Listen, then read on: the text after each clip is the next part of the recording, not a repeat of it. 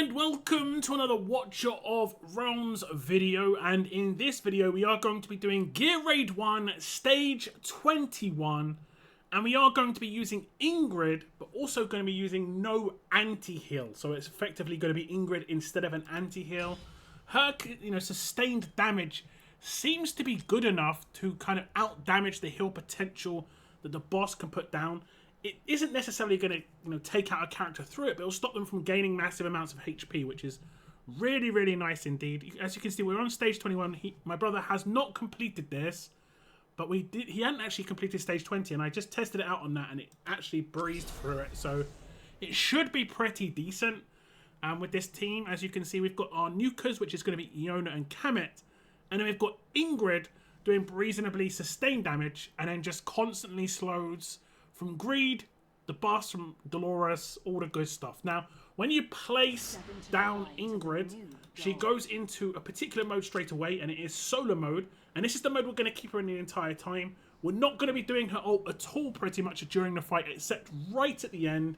Because as you see, solo mode says, the mode is infused with the might of the sun, excelling in dealing with large numbers of enemies.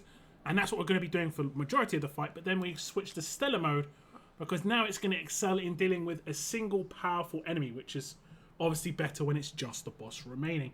Now, as you can see, it says launching 4 basic attacks turns the next basic attack into a solar flare when in solo mode, and it does a big nuke to a line of enemies, or like enemies in front of Ingrid. Very nice indeed.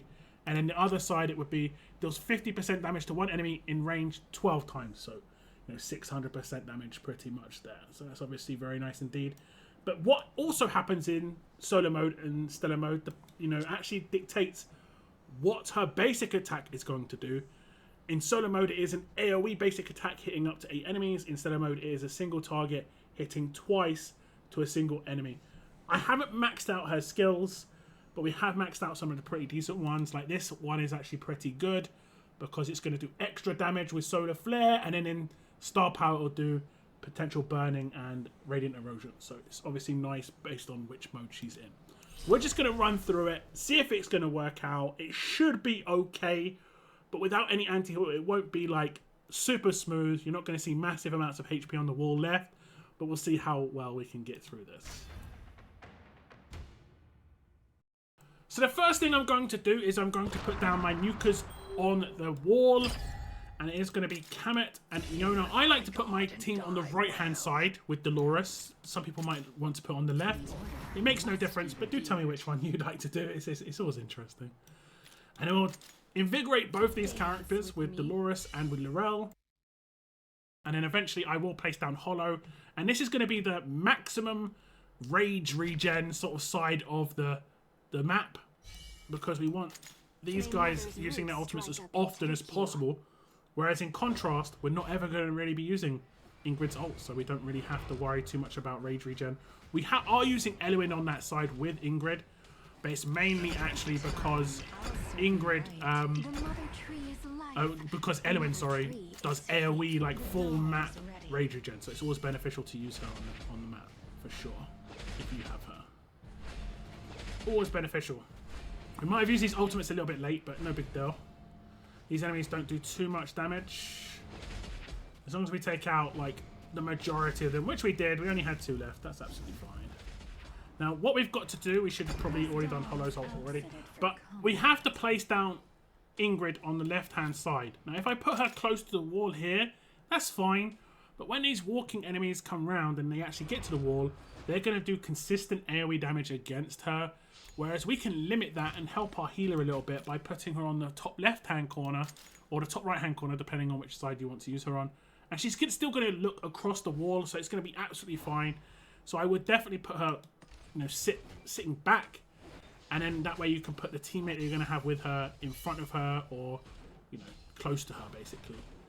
And what I'm going to do is I'm going to wait until 41 cost, which is around about now, and place her, and then also her, and then that timing is pretty good. I can use all the ultimates here. Should be pretty fine. And as you can see, Ingrid's just going to do her thing. This is her basic attack, and then every 5 attacks or 4 attacks, she does a massive boost. So let's see.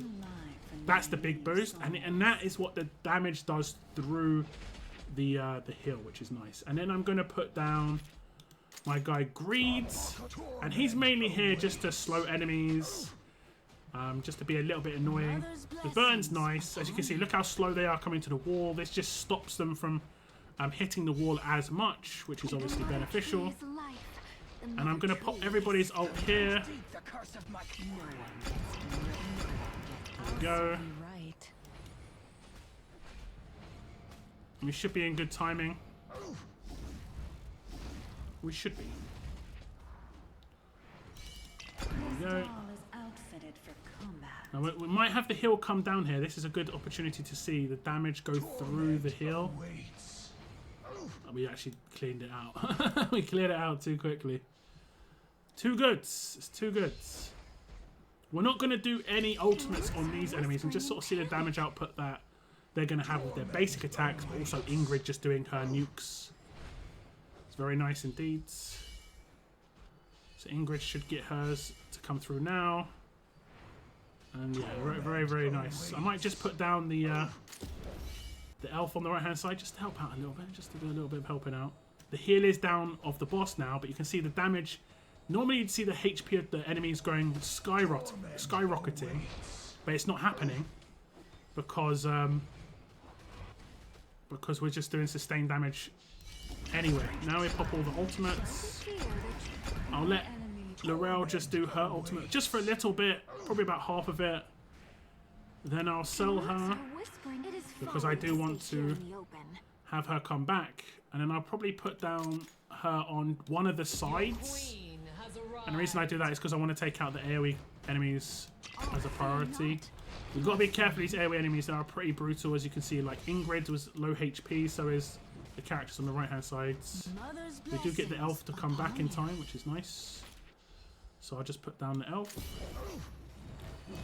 And then we'll just pop everybody again. Do this one as well. And Ingrid's just doing all her nukage.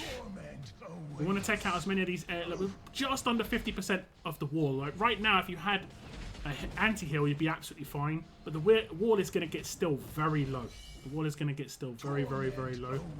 Just because it's going to take quite a long time to get through this.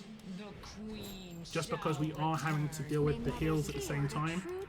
And what I might do is I might not sell her just yet, just so we get a double up. Doubling up is generally the way to go. Generally, especially when there's no heals here right now, we can just do the normal sustained damage. Put her there. Mother's blessing.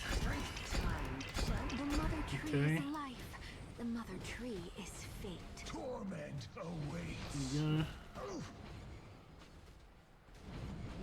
And we'll sell her the second her ultimate finishes. See that now the walls are about 15 to 20%, which is not good. I'll just put her down for a little bit of extra damage. But because we doubled up, it should be okay. Should be, fingers crossed. Let's just do this. And with about 10% HP left, the boss generally doesn't do much damage against the wall. It's these minions that you have to get rid of. So we should be okay. Now we're going to switch to the other modes, because the other mode is what does the significant single target damage. As you can see, it's going to have like radiant erosion and stuff. Radiant erosion, radiant erosion, that thing, and it's more true damage. So it should be pretty good. It should be pretty good. I'm going to sell her. As you see, the HP is really low, but like I said, the boss generally doesn't do crazy amounts of damage to it. Just doesn't have the attack speeds normally. We'll sell her. Your queen has arrived. Fingers crossed we're going to be okay. Fingers crossed. And as you can, this is what the issue a lot of teams can have, is the boss can just be so hard to take down because you don't have that single target damage. That's why I've seen people take like Silas in and stuff like that. And it's been pretty good. I think they will just actually just get killed. But we have got a slow, so the movement should be slow on the boss. So we should be okay. Fingers crossed. Fingers crossed. All shall bow down. Are we going to do it? Are we going to do it? 3, 2, 1. So close, but Greed came in clutch. No anti-heal, and beating stage 21 is very difficult, especially as we're using an epic damage dealer. If you have another, like if you have Boreas instead of Iona, it's going to be much, much, much smoother. I didn't say it was going to be smooth. Without anti-heal, it's still going to be tough. My brother's gear is not top tier either, so it's not too crazy. But look at the damage. She out-damaged Kamet, which is extremely surprising. Her sustained damage non-stop in that solo mode is great. Also, the damage she's going to do against the boss is very good too. It doesn't really do a breakdown in terms of where she did that damage. It would be cool if you could see, you know, who did the most damage to the boss and so on and so forth. But that's actually really nice, of course. So my brother does complete stage 121 of Gear Raid 1. As you can see, Conqueror 2 is going to get a little bit of a boost there. I'm just going to show you her gear. And as you can see, it's okay. It's not crazy. It's got 16,000, 17,000 extra damage. This is where she's getting... This is why it's good. A little bit of attack speed.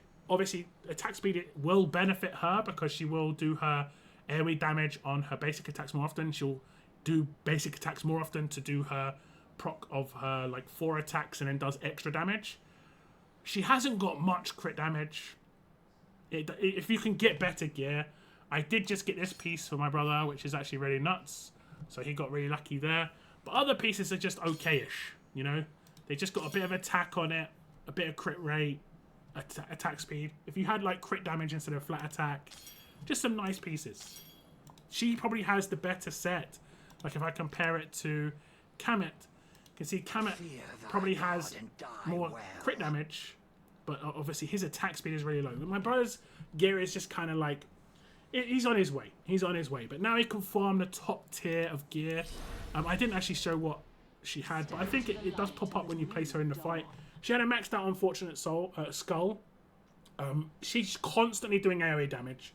So she's going to benefit from an Unfortunate Skull more than most characters will.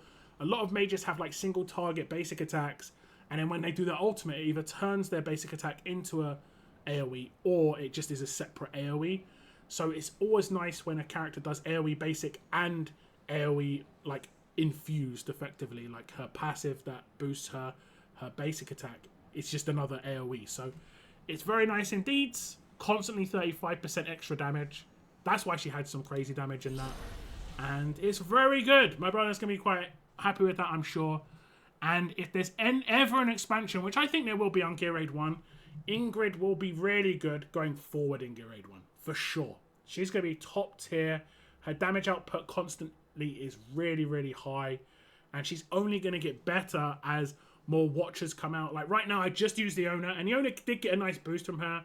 But obviously, if we had a legendary AoE mage there, if there any come out in the future, it'll be really, really nice kind of combo between those characters. And if you have like Praetus, obviously you can use Praetus as the Lord and so on and so forth. But really nice, really nice. Hopefully this has been helpful for you. Just a little run through. This is possible for sure. Little bit squeaky at the end. But what can you do? No anti-heal. You have to kind of out-damage those heals. You have to time the ultimates nicely. But it worked out. It worked out. It's very hard to do this without anti-heal, without having extremely good gear or very high awakenings. And we don't have any of that. We've just got a really nice Lord, brand new character coming to the game. This is how you could use her in Gear Raid 1. Hopefully this helps, like I said. Take care, and I will see you in the next video.